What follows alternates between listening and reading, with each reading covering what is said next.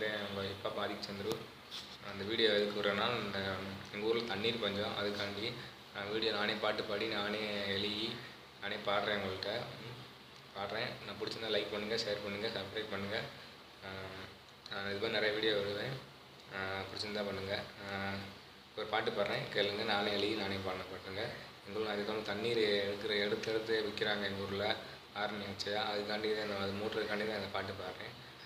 இந்த பாட்டு நீங்கள் நல்லா இருந்தால் பிடிச்சா ஷேர் பண்ணுங்கள், லைக் பண்ணுங்கள், யூடியூப்பில் சப்ஸ்கிரைப் பண்ணுங்கள்.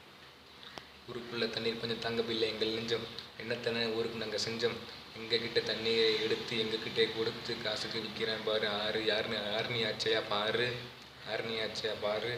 நம் கண்களை விழிக்க நம் நிலத்தடி நீர் குறைந்து நம் ஊரை விட்டு பிரிந்து இவர்களை அழிக்க நம் கண்கள் விழிக்க.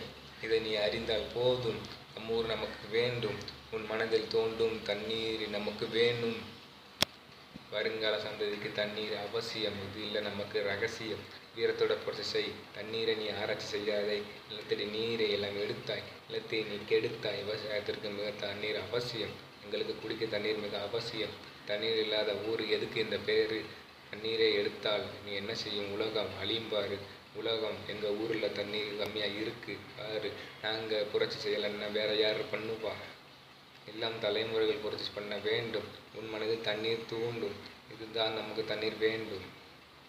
தேங்க்யூ, நன்றி. இந்த பாட்டு பிடிச்சிருந்தா லைக் பண்ணுங்கள், ஷேர் பண்ணுங்கள். தேங்க்யூ.